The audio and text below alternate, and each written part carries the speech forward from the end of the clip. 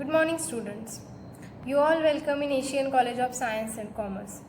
And today we are going to see the subject of legal aspects in HRM.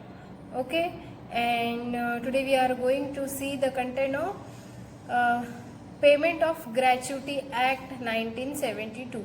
Okay, so in this lecture I am going to teach you what is mean by gratuity. काय असते gratuity म्हणजे काय असते, हा act 1972 मध्ये कधी आणि कसा चालू झाला, आणि त्याचबरोबर ॲप्लिकेबल कुठे कुठे आहे, कोणाकोणाला ॲप्लिकेबल असतो आणि त्याचं कॅल्क्युलेशन कसं असतं ते एक्सेल शीटमध्ये आपण बघणार आहोत. दोन व्हिडिओ मी मर्ज केलेले आहे. हा माझा स्वतःचा व्हिडिओ ज्याच्यामध्ये मी तुम्हाला ग्रॅच्युटी म्हणजे काय हे एक्सप्लेन करणार आहे. सो ॲप्लिकेबल कुठे कुठे असतं ते सांगणार आहे. त्याचबरोबर एक कॅल्क्युलेशन आहे, एक्सेलचं कॅल्क्युलेशन आहे. ते कॅल्क्युलेशन मी तुम्हाला एक मर्ज केलेला व्हिडिओ, एक वेगळा व्हिडिओ माझ्या व्हिडिओसोबत मर्ज करून तुम्हाला मी सेंड करणार आहे, कारण तुम्हाला कॅल्क्युलेशन कसं करतात हे चांगल्या पद्धतीने समजेल. आणि तुम्हाला कॅल्क्युलेशन पेपरमध्ये विचारलं जात नाही. तुम्हाला जेव्हा तुमचा थेरी पेपर आहे, हा ते थेरी पेपरमध्ये तुम्हाला कॅल्क्युलेशन विचारलं जात नाही, पण ते तुम्हाला माहीत असणं गरजेचं आहे. You are going to be a entrepreneur, you are going to be a HR manager. जर तुम्ही HR मॅनेजर बनणार आहात आता पुढे तुमचं BBA कंप्लीट करून, त्याच्यानंतर तुम्ही MBA करणार आहात. जर तुम्ही MBA केल्यानंतर तुम्हाला जर ग्रॅच्युटीचं कॅल्क्युलेशन कसं असतं हेच कळालं नाही तर मे बी तुमच्या HR स्पेशलायझेशनला अर्थ राहणार नाही. सो त्यामुळे एक बेसिक नॉलेज तुम्हाला असणं गरजेचं आहे. त्यासाठी मी तो दुसरा एक व्हिडिओ माझ्या व्हिडिओसोबत मर्ज केलेला आहे. सो आता काय बघायचं आहे आपल्याला की ग्रॅच्युटी म्हणजे काय असतं. तर ग्रॅज्युटी म्हणजे अशी एक अमाऊंट असते की तुम्ही ज्या ऑर्गनायझेशनमध्ये एक लॉंग टर्म वर्क करताय, एखाद्या ऑर्गनायझेशनला जर तुम्ही लॉंग टर्म सर्व्हिस देत असाल, भरपूर दिवस सर्व्हिस देत असाल, तर ते ऑर्गनायझेशन तुम्हाला एक अमाऊंट देत असते. त्या जेव्हा तुम्ही सर्व्हिस सोडताय किंवा ते ऑर्गनायझेशन लिव्ह करताय त्यावेळेला एक अमाऊंट, एक अमाऊंट ॲज अन ग्रॅच्युटी तुम्हाला देत असते. त्या अमाऊंटला आपण काय म्हणतो, ग्रॅच्युटी म्हणतो. आधी बरेच ऑर्गनायझेशन देत होते. जर याची हिस्ट्री बघितली आपण तर बऱ्याचशा कंपन्या, बरेचसे गव्हर्नमेंट ऑर्गनायझेशन ह्या गोष्टी ही अमाऊंट लोकांना देत होते, एम्प्लॉईला देत होते. एम्प्लॉयर ही एम्प्लॉईला देत असते ग्रॅच्युटी अमाऊंट. तर हे दिले जात होते. बट काय व्हायचं, एक पर्टिक्युलर अमाऊंट नसल्यामुळे म्हणजे किती अमाऊंट दिली जावी ह्याच्यामध्ये बार्गेनिंग, किंवा मग काही एम्प्लॉईला असं वाटायचं त्याला मिळते मला नाही मिळत, त्याला जास्त मिळाली मला कमी मिळाली, या सगळ्या गोष्टींचे प्रॉब्लेम व्हायला लागले होते. मग काही ऑर्गनायझेशन्स देतात, काही ऑर्गनायझेशन देत नाही. ह्या सगळ्या गोष्टींचे प्रॉब्लेम होत असल्यामुळे 1972 मध्ये गव्हर्नमेंटने एक ॲक्ट काढला. त्या ॲक्टला नाव दिलं पेमेंट ऑफ ग्रॅच्युटी ॲक्ट 1972. तो ॲक्ट कधी सुरू झाला, 1972 मध्ये सुरू झाला, आणि तो ग्रॅच्युटीशी रिलेटेड असल्यामुळे त्याला नाव दिलंय पेमेंट ऑफ ग्रॅच्युटी ॲक्ट 1972. आता तेव्हापासून आतापर्यंत बरेचसे अमेंडमेंट झालेत त्या ॲक्टमध्ये. बरेचदा तो ॲक्ट चेंज झाला, त्याच्यामध्ये काही गोष्टी नवीन आल्यात, काही गोष्टी त्यातल्या काढून टाकल्या गेल्या. अमेंडमेंट का होत असतं, कारण काम करता करता गव्हर्नमेंटच्या लक्षात येतं किंवा काही गोष्टी अशा होत असतात की ज्या गव्हर्नमेंटच्या लक्षात येत जातात. हे करणं गरजेचं होतं, ते करणं गरजेचं होतं. जर त्या गोष्टी होत नसेल प्रॉपरली तर ऑर्गनायझेशन काय करतं, गव्हर्नमेंट काय करतं, काही गोष्टी स्किप करतो किंवा काही गोष्टी ॲड करते लोकांच्या पॉईंट ऑफ व्ह्यूनी, एम्प्लॉईजच्या पॉईंट ऑफ व्ह्यूनी. ओके, सो देन काय चालू झालं, गव्हर्नमेंटनी हा ॲक्ट सुरू केल्यानंतर या ॲक्टच्या अंडरमध्ये जे एम्प्लॉई एका ऑर्गनायझेशनमध्ये 5 वर्ष किंवा त्यापेक्षा जास्त सर्व्हिस करत असतील, 5 वर्ष किंवा त्यापेक्षा जास्त काम करत असतील, तर त्या व्यक्तीला ते एम्प्लॉयर किंवा ती कंपनी, ते ऑर्गनायझेशन ग्रॅच्युटी देतं. एक अमाऊंट, लमसम अमाऊंट तुम्हाला ती दिली जाते जेव्हा तुम्ही नोकरी सोडताय. Okay, that is the gratuity. आता ही कोणाला ॲप्लिकेबल असते, किंवा जर सर्व्हिस चालू असताना जर एखाद्या व्यक्तीची डेथ झाली तर त्यावेळेला काय ॲप्लिकेबल असतं हे सगळं आणि कसं कॅल्क्युलेशन केलं जातं हे मी त्या एक्सेल शीटच्या कॅल्क्युलेशनमध्ये घेतलेलंच आहे. एक्सेल शीटचा जो व्हिडिओ मी माझ्या या व्हिडिओबरोबर मर्ज केलेला आहे त्या व्हिडिओमध्ये मी ते घेतलेलं आहे. सो ते तुम्हाला कळेलच ऑटोमॅटिकली की काय कसं कॅल्क्युलेशन केलं जातं. ग्रॅज्युटी आपल्या सॅलरीनुसार ते कॅल्क्युलेशन असतं, पर्सेंटेज वाईज असतं. सो ते त्यानुसार तुम्हाला ती ग्रॅच्युटी तुम्ही नोकरी सोडत असताना मिळत असते. मला ते ॲप्लिकेबल कोणाला असतं तर जे एम्प्लॉई ऑर्गनायझेशनमध्ये 5 वर्षापेक्षा जास्त काम करतात.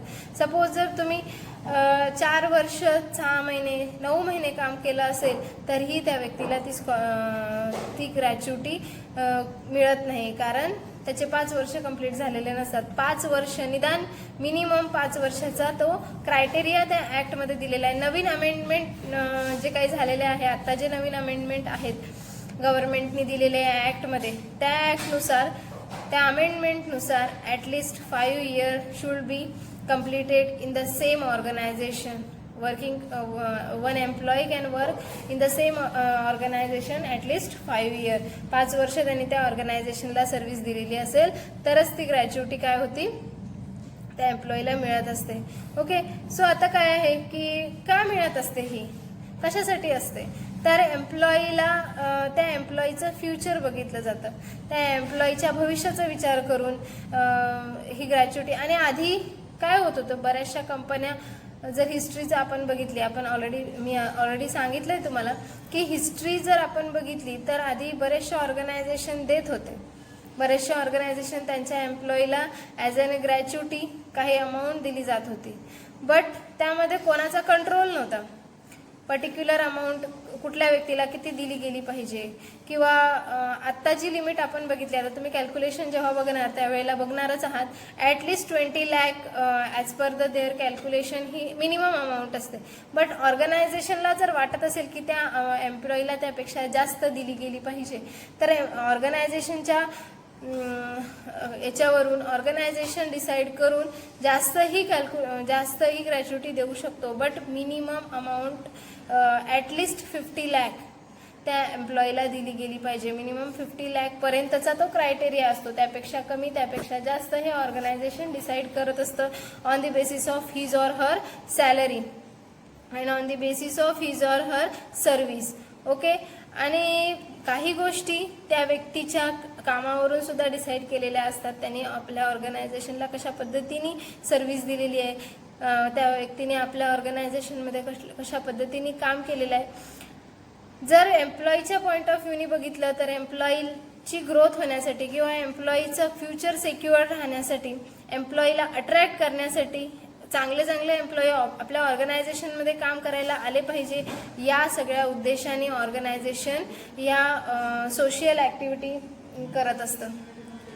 Okay, so that is the employee calculation, that is the payment of gratuity. Okay, आणि आता आपण पुढे काय बघणार आहोत, एक कॅल्क्युलेशन बघणार आहोत. एक चांगली एक ट्रेनर आहे, जे यूट्यूब ट्रेनर आहेत, जे ते काय नेहमी कॅल्क्युलेशन करत असतात, नेहमी तुम्हाला लॉ शिकवत असतात. ह्युमन रिसोर्स मॅनेजमेंटचा जो लॉ आहे तो लॉ ती व्यक्ती खूप चांगल्या पद्धतीने शिकवत असते. तर मला असं वाटलं की ते कॅल्क्युलेशन तुम्हाला समजणं गरजेचं आहे. त्या कॅल्क्युलेशनमधून तुम्हाला बरेचसे पॉईंट क्लिअर होऊ शकतात आणि मे बी चांगले एक्झाम्पल्स तुम्ही तुमचे थेरी पेपर लिहित असताना चांगले एक्झाम्पल तुम्ही देऊ शकाल, तुम्ही व्यवस्थित मेन्शन करू शकाल. आता इथे जरी मी तुम्हाला ते एक्सेल शीटमध्ये घेतलं असेल कॅल्क्युलेशन, तरीसुद्धा एक एक्झाम्पल घेऊन ते कॅल्क्युलेशन तुम्ही तुमच्या पेपरवर उतरवू शकता. जे कॅल्क्युलेशन इथे एक्सेल शीटमध्ये घेतलेलं आहे तेच कॅल्क्युलेशन तुम्ही पेपरवर उतरवू शकता. ओके, सो त्या पद्धतीने समजून घ्या, त्या पद्धतीने बघा की कशा पद्धतीने ते कॅल्क्युलेशन शिकवलेलं आहे, त्या व्यक्तीने ते कॅल्क्युलेशन कसं दिलेलं आहे ते फार महत्त्वाचं आहे. ते कॅल्क्युलेशन जे आहे ते एक्सेल शीटमध्ये आहे, त्याच्यामध्ये तुम्हाला फॉर्म्युलासुद्धा दिलेला आहे. तो फॉर्म्युला लक्षात घ्या, तो फॉर्म्युला लर्न करून ठेवा आणि त्या फॉर्म्युल्यावरून समजून घ्या. जर समजलं नसेल तर मला परत विचारा, आपण परत ते बघूयात, परत त्याच्यावर डिस्कस करूया. किंवा मग परत आपला वेगळ्या बोर्डवर परत ते कॅल्क्युलेशन घेऊया जर तुम्हाला ते एक्सेल शीटमधून समजलं नसेल तर. बट एक्सेल शीटमधून तुम्हाला, माझ्यामध्ये तरी ते एक्सेल शीटमधून तुम्हाला समजायला योग्य जाईल, सोपं जाईल. त्यामुळे मी ते एक्सेल शीटचं एक व्हिडिओ या व्हिडिओसोबत मर्ज केलेला आहे. सो एन्जॉय करा तो व्हिडिओ, आणि जर काही कळलं नाही तर मला विचारा. Okay, so thank you. और इसमें जो फॉर्मूला है, उसका जो ग्रेजुएटी का फॉर्मूला है वो है 15 इंटू लाख. लोग आज बात करने वाले हैं कैलकुलेशन है और शुरू आपको सिखाऊंगा ग्रेजुएटी कैसे कैलकुलेट की जाती है. यदि किसी केस में एम्प्लॉय की डेथ हो जाती है तो उसके ग्रेजुएटी के रूल्स क्या हैं और कैसे बड़ी आसानी से एक फॉर्मूले के आधार पर आप अपनी ग्रेजुएटी कैलकुलेट कर सकते हैं. तो दोस्तों, ये हमारी एक्सेल है और जैसा कि मैंने बताया, हम लोग आज बात करने वाले हैं ग्रेजुएटी एक्ट 1972 के अंतर्गत ग्रेजुएटी कैसे कैलकुलेट की जाती है. इसके जो रूल्स हैं वो मैंने आपको पहले ही बता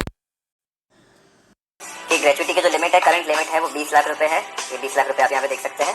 और इसमें जो फॉर्मूला है, उसका जो ग्रेजुएटी का फॉर्मूला है वो है 15 into last drawn salary into tenure of working divided by 26. ये हमारा ग्रेजुएटी का फॉर्मूला है. अब इसमें सबसे पहली टर्म आ रही है last drawn salary. Last drawn salary में केवल आप 2 ही कंपोनेंट ऐड करेंगे सैलरी के, वो है बेसिक और प्लस डीए. इसके अंदर एचआरए, कन्वेंस इत्यादि ये बाकी सारे जो कंपोनेंट हैं वो ऐड नहीं होंगे. तो आपने देखा, ये 2 ही कंपोनेंट हमको यहाँ पे लास्ट ड्रॉन सैलरी में ऐड करने हैं. अब इसके बाद अगला टर्म आता है टेन्योर ऑफ वर्किंग. ईयर में होता है और ये मिनिमम 5 साल होता है. अगर 5 साल से कम टेन्योर है तो ग्रेजुएटी के लिए बंदा या जो एम्प्लॉय है वो एप्लीकेबल नहीं है. लेकिन यदि आप 5 साल से ज़्यादा है तो जनरली ये होल नंबर्स में नहीं होगा, या 21 साल 20 साल इस तरह से नहीं होगा, कुछ ईयर और मंथ में होगा. तो उसको आप ईयर में कैसे कन्वर्ट करेंगे, ये आप कैलकुलेशन देखिए. यदि 20 साल 7 महीने है, यानी 6 महीने या उससे ज़्यादा कुछ भी है, तो आप उससे नेक्स्ट ईयर जितना कन्वर्ट कर दीजिए. यानी 20 साल 7 महीने कन्वर्ट हो जाता है 21 साल में. वहीं 20 साल 5 महीने कन्वर्ट हो जाता है 20 साल में. तो इस तरह से आप टेन्योर ऑफ वर्किंग समझ गए और आप लास्ट ड्रॉन सैलरी समझ गए. इसको आपको डिवाइड करना है 26 से और 15 से मल्टीप्लाई करना है. तो एक तरीके से आप 15 दिन की सैलरी आप उसको जितने भी साल उसने काम किया है उसके आधार पर दे रहे हो. और वो सैलरी कौन सी है, वो सैलरी है लास्ट ड्रॉन सैलरी का बेसिक प्लस डीए. आइए अब इसकी कैलकुलेशन हम लोग देखते हैं. तो देखिए, मैं इसको थोड़ा जूम कर देता हूँ. तो मैंने ये 3 तरह के एम्प्लॉय लिए हैं, एम्प्लॉय 1, एम्प्लॉय 2, एम्प्लॉय 3. इनकी बेसिक, डीए, एचआरए और कन्वेंस ये यहाँ पर मैंने रिप्रेजेंट करी है. लेकिन जैसा कि मैंने आपको बता दिया कि जो ग्रेजुएटी के लिए जो कैलकुलेशन होती है उसके अंदर केवल बेसिक और डीए ही हमें इंक्लूड करना है. एचआरए, कन्वेंस और अगर और भी अलाउंसेस हैं उन सभी को इग्नोर कर दिया जाना है. तो आप यहाँ देखिए कि इसकी टोटल वेजेस 50,000 प्लस 20,000, 10,000 प्लस 10,000, 90,000 बन रही है. ये यहाँ पे मैंने सम का फॉर्मूला लगा रखा है, टोटल वेजेस यहाँ पर आ रही है. लेकिन ग्रेजुएटी जो है वो केवल मैंने, आप देखिए, बेसिक प्लस डीए का ही सम किया है. तो आपको बेसिक और डीए का ही सम करना है, टोटल का आपको सम नहीं करना है. इसी तरीके से नीचे एम्प्लॉय 2, एम्प्लॉय 3 की भी मैंने कैलकुलेशन कर दी. अब ये जो ईयर्स हैं वो मैंने 20, इसकी एम्प्लॉय 1 की जो ईयर है वो 20 ईयर है, एम्प्लॉय 2 के जो ईयर है वो 30 ईयर है और एम्प्लॉय 3 के जो ईयर है वो 4 ईयर यानी 4 साल है. ये मैंने पहले जो फॉर्मूला आपको बताया था कि यदि मंथ में उस बंदे की, उस एम्प्लॉय की टेन्योर आ रही है तो आप उसको कंप्लीट ईयर में कैसे कन्वर्ट करते हैं, उस आधार पर ये कन्वर्ट किए हुए हैं. अब मैंने जो आपको फॉर्मूला बताया उस फॉर्मूले के आधार पर इसकी ग्रेजुएटी मैंने कैलकुलेट करी है. जैसा कि आप फॉर्मूला देख रहे हैं, इस फॉर्मूले में मैंने J3 यानी जो ग्रेजुएटी की वेजेस है उसे 15 से मल्टीप्लाई किया है, 26 से डिवाइड किया है और number of years say use Maine multiply कर दिया. तो आपको 70,000 को आपने सबसे पहले 15 से मल्टीप्लाई किया, 26 से डिवाइड किया और उसे 20 साल से अगेन मल्टीप्लाई कर दिया. तो आप यहाँ पे देख रहे हैं जो इसकी ग्रेजुएटी बन रही है वो 8,76,000 रुपये बन रही है. सेकंड जो एम्प्लॉय है उसकी ग्रेजुएटी वेजेस है 1,30,000 रिटायरमेंट के समय या जब भी वो सर्विस छोड़ के जा रहे हैं. तो उस हिसाब से उसकी जो ग्रेजुएटी कैलकुलेशन आ रही है वो 22,50,000 रुपये आ रही है. लेकिन जैसा कि आप जानते हैं जो लिमिट है ग्रेजुएटी की, जो गवर्नमेंट के द्वारा प्रिस्क्राइब लिमिट है वो 20 लाख रुपए है. लेकिन अलग अलग कंपनियां अपने रूल के आधार पर उससे ज़्यादा भी ग्रेजुएटी बिल्कुल दे सकती है. तो एज पर रूल कम से कम 20 लाख रुपए तो दिए जाने चाहिए. लेकिन कंपनी चाहे तो 20 लाख से ज़्यादा यानी जो 22,50,000 रुपये बन रहा है वो पूरा ग्रेजुएटी अमाउंट उन्हें दे सकती है एम्प्लॉय को. और इसमें जो 20 लाख रुपए है वो तो एग्जम्प्ट हो जाएंगे और उससे अधिक जो भी पे किया गया है वो इनकम टैक्स के अंतर्गत कवर्ड रहेगा. अब जब एम्प्लॉय 3 की बात करते हैं, इसमें बाकी सब चीज़ें तो सेम ही है, लेकिन आप देखेंगे कि यहाँ पे जो नंबर ऑफ ईयर्स है वो 4 ही है यानी 5 से कम है.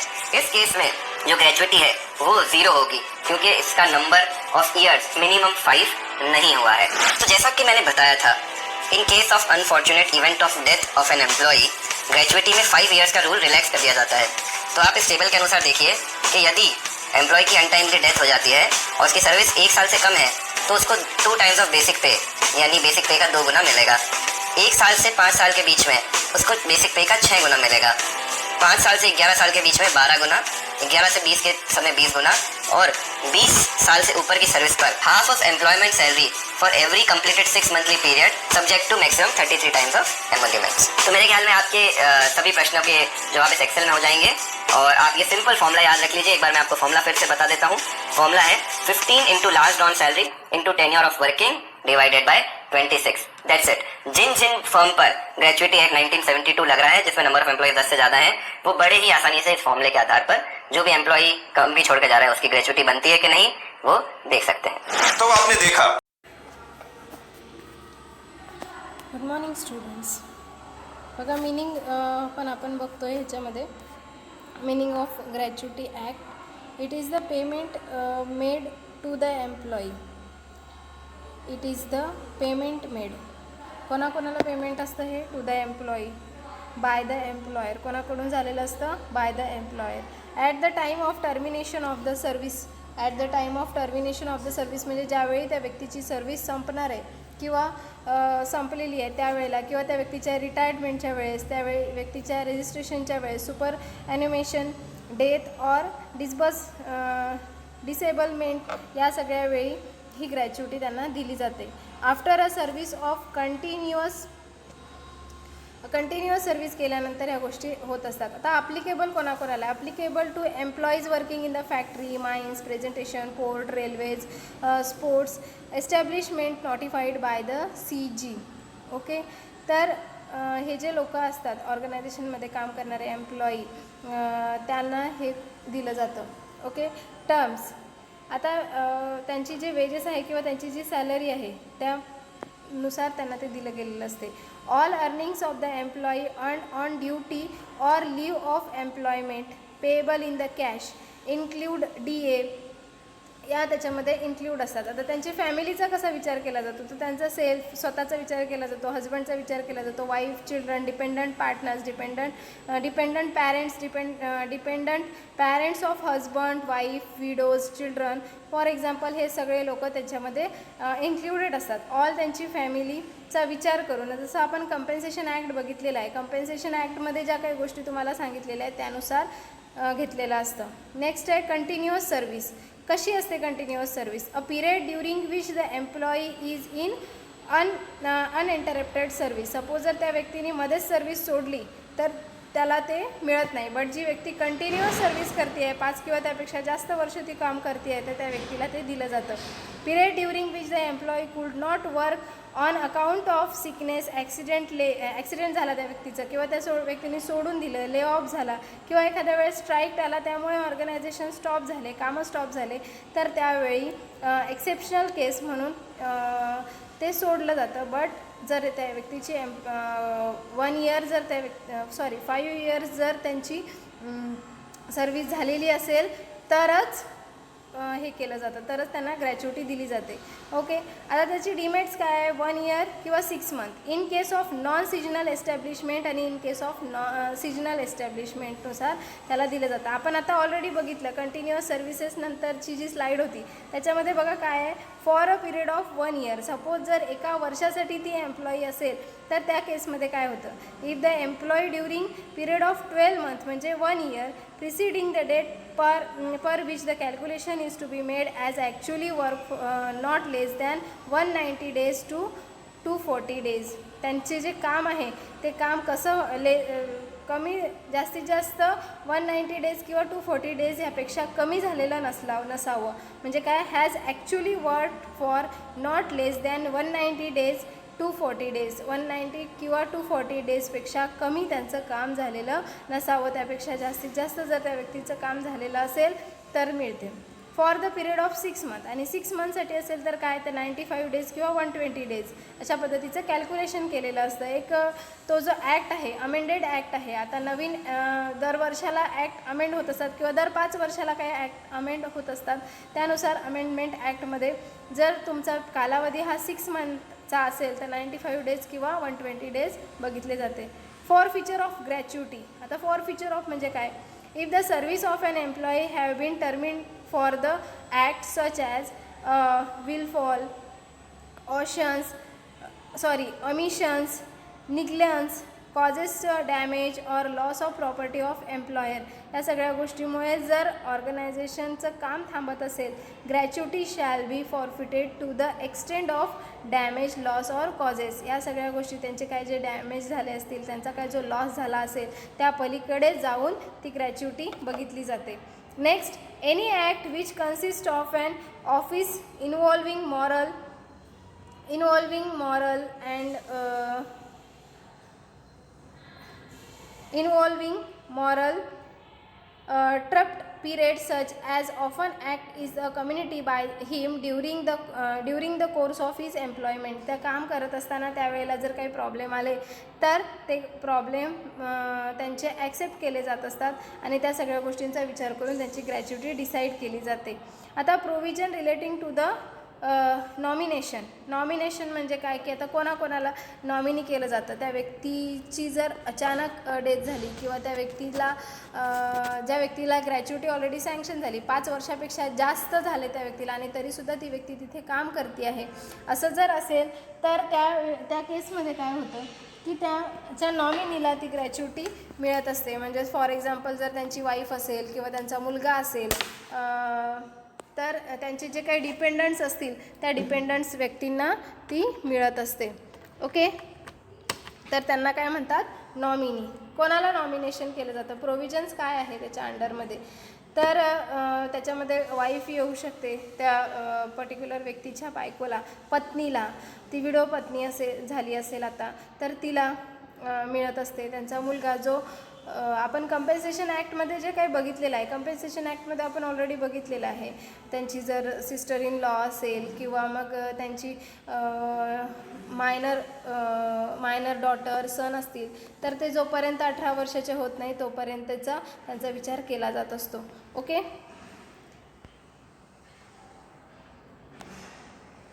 So next is